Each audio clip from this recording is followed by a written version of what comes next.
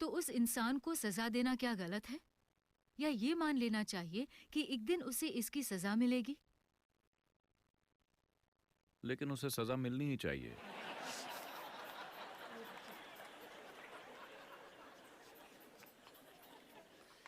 आप दें या कोई और, लेकिन उसे सजा मिलनी ही चाहिए।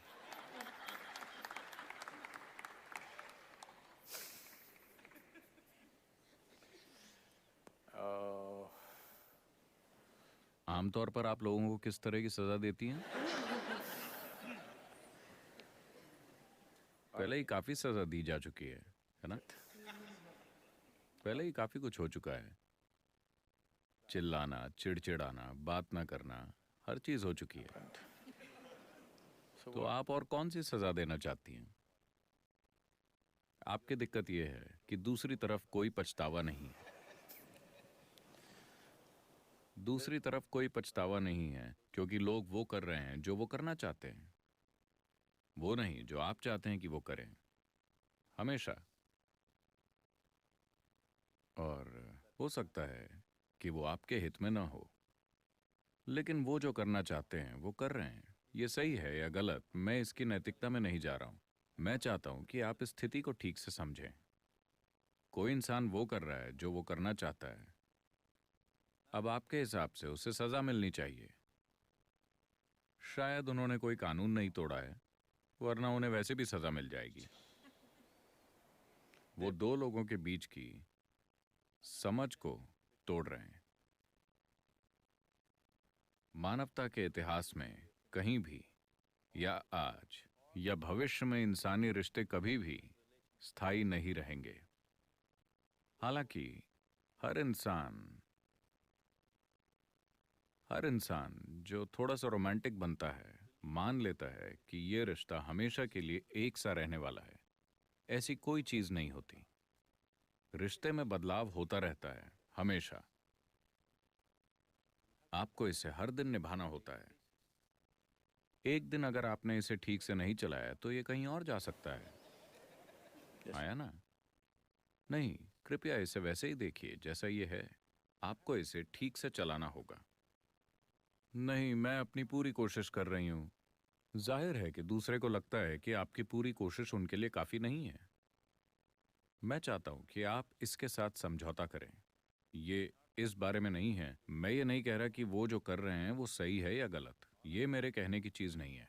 मैं बस इतना कह रहा हूं कि लोग सदियों से ऐसे ही पेश आते रहे हैं और अब भी हैं। मैं कह रहा हूं कि सबसे पहले आपको ये समझना होगा कि रिश्ते कभी भी एक से नहीं होते। कुछ चीजें बदलती रहेंगी। आपको करतब करते रहना होगा। अगर आप 5 गेंदों से करतब कर रहे हैं तो कभी कभी एक गिर जाएगी। इसके लिए काफी हुनर और ध्यान की जरूरत होती है। हाँ या नहीं? आप में से कई लोग शादीशुदा हैं। क्या ये हुनर और ध्यान नहीं मांगती? अगर आप ध्यान नहीं देते तो आपको पता भी नहीं चलेगा कि क्या हो रहा है। इस पर बहुत ध्यान देना पड़ता है ना? अभी अभी किसी ने मुझे यूरोप के एक देश से फोन किया। सदगुरु, मैं बस घर के काम कर रही हूं, मुझे आकर बचाइए। मुझे यहां से अपने आश्रम ले जाइए, मैं बस घर के काम कर रही हूं। वो बर्तन वगैरह धो रही है। वो बहुत अमीर है, लेकिन उसके 4 बच्चे हैं। तो हर समय कोई ना कोई काम करने को रहता है, अंतहीन तरीके से। और आज काम वाली नहीं आई तो आपको बर्तन धोने पड़ेंगे। 4 बच्चे हैं, आपको बर्तन धोने पड़ेंगे और सारे काम करने पड़ेंगे। तो मैं ये कह रहा हूं, आपको ये समझना होगा कि रिश्ता एक परिवर्तनशील हकीकत है, ये स्थायी हकीकत नहीं है। अगर आप एक स्थायी रिश्ता चाहते हैं तो आपको मरे हुए लोगों से रिश्ते बनाने चाहिए। यही कारण है कि ज्यादातर लोग भगवान को चुनते हैं, क्योंकि वो रिश्ता स्थायी होता है। आप जैसे चाहें इसे संभाल सकते हैं। अगर आपने उनके बारे में 10 दिन तक नहीं सोचा और 11वें दिन आप उनके बारे में सोचते हैं, वो फिर भी वहीं होंगे। आप वैसा अपने पति या पत्नी या किसी और के साथ कीजिए, तब कुछ और होगा। आप कहीं चले गए, व्यस्त हो गए, भगवान को 3 साल तक भूल गए, आप फिर से सोच सकते हैं, तब भी वहीं होंगे। तो अगर आप स्थायी रिश्ता चाहते हैं तो आपको इंसानों को नहीं चुनना चाहिए। इंसानी रिश्ते परिवर्तनशील हैं, इस पर बहुत ध्यान देना पड़ता है। तो इसीलिए कुछ लोग अपने जीवन में यह तय करते हैं कि ऐसी चीजों को संभालने के लिए उनके पास समय और शक्ति नहीं है, तो वो दूसरा रास्ता अपनाते हैं जहां ऐसा कोई बंधन नहीं होता। वो अपनी आंखें बंद कर लेते हैं और अपने में मग्न रहते हैं। वो ये परवाह नहीं करते कि उनके आसपास कौन है या क्या है। तो आप ऐसा नहीं कर सकते। तो मेरे ख्याल से सबसे अच्छा होगा, किसी को सजा देने की कोशिश में आप सिर्फ खुद को ही सजा देंगे। वो जो चाहते हैं वो कर रहे हैं। बेहतर ये होगा कि आप ये देखिए कि आप अपने जीवन से वाकई क्या चाहती हैं। आपको उनके साथ प्रतिक्रिया करने और उनके जैसी बेवकूफ़ी भरी चीज़ें करने की ज़रूरत नहीं है। आपको बस बैठकर इस पर गौर करना होगा। जब आपके भ्रम टूट जाते हैं, अभी आपके भ्रम टूट गए हैं, ये बहुत अच्छी बात है। अगर आपके भ्रम टूट गए हैं तो इसका मतलब है कि जीवन आपको हकीकत के करीब ला रहा है ना? तो ये आपके लिए एक मौका है बैठकर ये देखने का कि मेरे जीवन की प्रकृति क्या है। देखिए, जीवन का ये अंश जीवन का एक संपूर्ण अंश है कि नहीं? क्या ये आधा जीवन है? आप आधा जीवन है या पूरा जीवन? पूरा जीवन।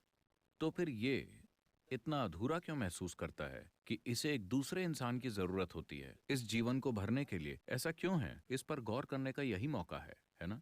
अगर ये पूरा जीवन है तो ये अपने आप में संपूर्ण है, लेकिन अभी आपने इसे इस तरह से बना दिया है कि ये उसके और उसके और उसके बिना नहीं रह सकता। तो कहीं ना कहीं ये एक अधूरा जीवन है, या कम से कम इसको अपनी प्रकृति की पूर्णता का एहसास नहीं हुआ है ना?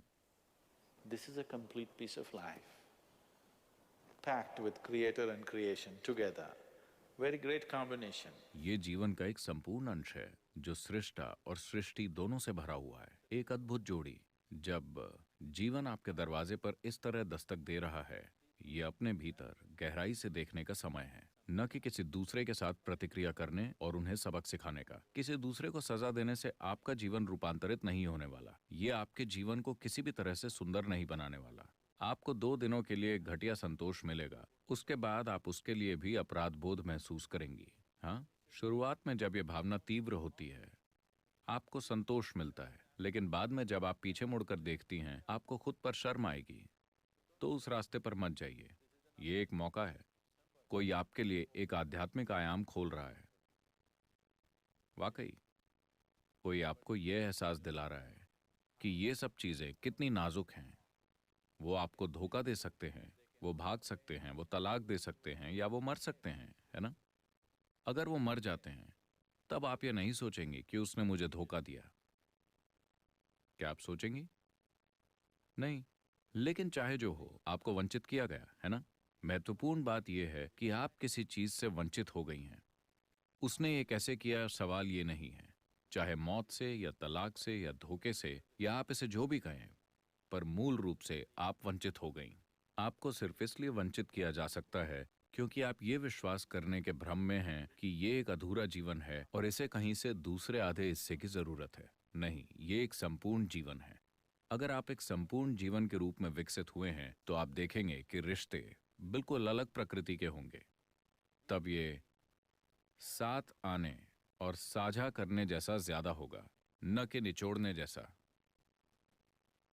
इसे रूपांतरित होना होगा।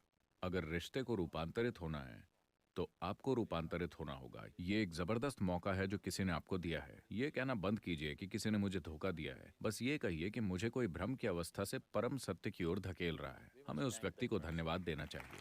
Must be grateful. आपको तो कृतज्ञ होना चाहिए। आपको भ्रम में रखने की बजाय, आपको अपने जीवन में या जीवन भर भ्रम में रखने के बजाय उसने इतनी जल्दी आपको इसका एहसास दिला दिया, वरना इसे आप अपनी मौत के समय ही जानेंगे। हाँ, जब आप मरने वाली होंगी, मुझे डर लग रहा है, तुम मेरे साथ क्यों नहीं आते? वो कहेंगे नहीं। तो आखिरी पल में जानने से बेहतर है इसे अभी जान लेना।